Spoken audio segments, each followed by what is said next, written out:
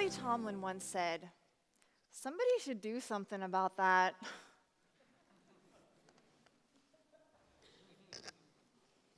But then I realized I am somebody. I had my first aha, I am somebody moment when I was walking down the street in my native New York City and happened upon what I can only describe as a pulsating, brown, furry, and yet kind of slimy little ball at my feet that was in grave danger of being smashed to bits by a very angry sanitation worker with a very large shovel. I had no idea what this little alien thing was, but instinctively, I threw myself on top of it, screaming, "No, no, no, no, no, no, no! I'll take it." And of course, the guy thought I was totally nuts, but I did. I took this little ball, and I put it in a box, and I took it to Central Park, and I sat there staring at it for a couple of hours, not knowing what to do. And all of a sudden, the box started to move, and the flaps on the top of the box opened, and not one, but two beautiful bats flew out over my head and into the night sky. Apparently what had happened, or it's the best guess of the experts, is that two bats had become stuck together in the throes of passion and fallen from a rooftop somewhere and landed at my feet. So for me, I didn't know what this little thing was, but it was pulsating, right? So that meant it must have had a pulse, which would mean probably a heartbeat, which would mean it could suffer, and that just wasn't going to happen on my watch. So I don't know what makes some people watchers and other people doers.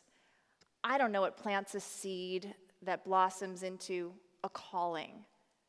I do know that for me, it's a compulsion to speak for those that cannot speak for themselves. Uncomfortable though it may be, for somebody who never raised her hand in class, hated to be called on to read aloud, and was described by every teacher as painfully shy. I guess something in me must have connected to those that seemed invisible and voiceless. Perhaps something in me saw myself as one of them, needing rescue and a voice. All I know is I have no choice in the matter anymore. I was born for this, and I raise my hand for animals every chance I get. I remember the first time that I was shown footage obtained by undercover investigators of how animals had suffered and died for my dinner, my clothing, my entertainment, and my well-intentioned charitable contributions. I stood in stunned silence. Tears were racing down my face, and my hands were covering my eyes, and I was hit with such rage and such pain that I could barely speak. Unlike these cows that you might recognize from YouTube, this footage that I saw was dark and grainy, but images of eyes wide with terror will haunt me forever. Animals on factory farms and laboratories, zoos, circuses, aquariums, amusement parks, rodeos, all of it. They are all routinely beaten. They are denied everything natural to them. They are isolated, burned, electrocuted, brain damaged, blinded. They are beaten, as I said before, and they are whipped into submission. They are left to linger in cold cages alone without any painkillers until they are killed. My brain had to process that this is legal. This is the way that billions upon billions of animals live. This is the way that they die. This is what lurks behind closed doors that only ardent animal advocates dare to open. I was hit with such a wave of guilt that I barely recognized myself. These images changed me. They gutted me. They made me realize that all of these labels that I so detested, like oppressor and bully, could just as easily be applied to me, regardless of intent, because I was a contributor to industries that view animals as nothing more than property and machines. So the little girl that wouldn't dare raise her hand in class grew up to be somebody that wants to raise the roof for animals. Because I found that I could no longer live in peace while there is a war being waged against animals. I could no longer feel full while they're being starved, or feel warm knowing that they're being enslaved in cold cages. I couldn't feel safe while they're being brutalized, and I certainly couldn't feel free while they are still oppressed. Activism destroys me, but it also heals me every day. And every day we're faced with new challenges, how to educate the public, but in a digestible way. Because let's face it, if we're too graphic, people turn away. They don't want to know. If we're too gentle, then we don't make any impact. So for me, sometimes my activism is loud and it's aggressive and it's blaring through megaphones outside of slaughterhouses. But at other times, it's in soft, measured tones, speaking about orcas and dolphins in captivity to little children entering SeaWorld. And sometimes, my message goes viral, with me being led away from the scene in handcuffs.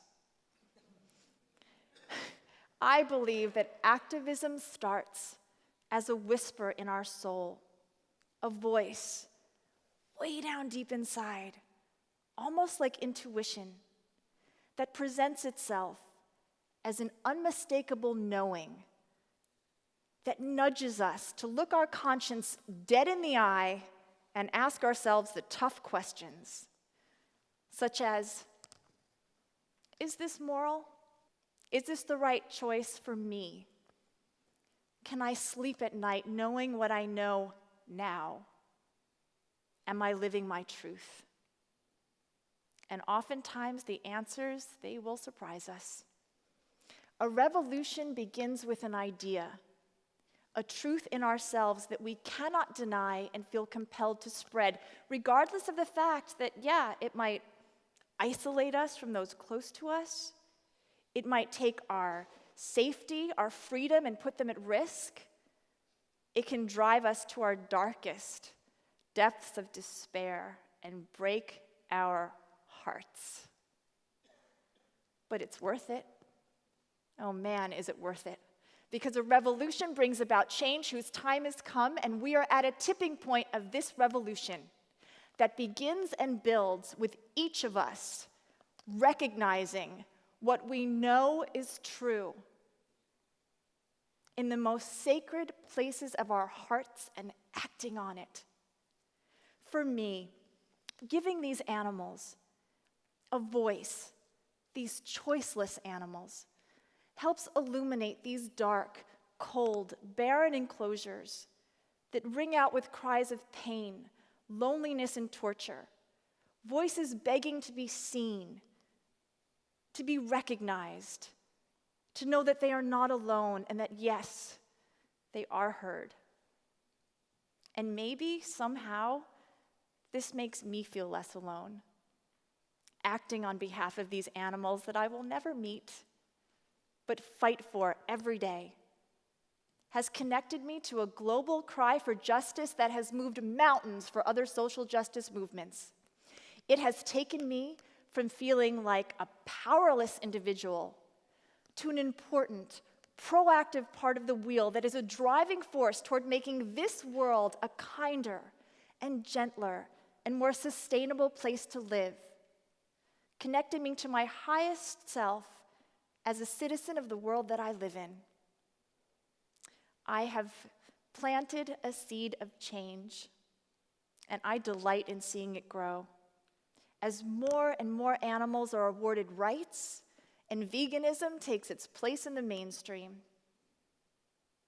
we all have this in us, no matter what our calling. We can all change the world. We can all raise our hands. For me, I promise you, I will not rest until every cage is empty and every tank is drained. What might it be for you? Thank you.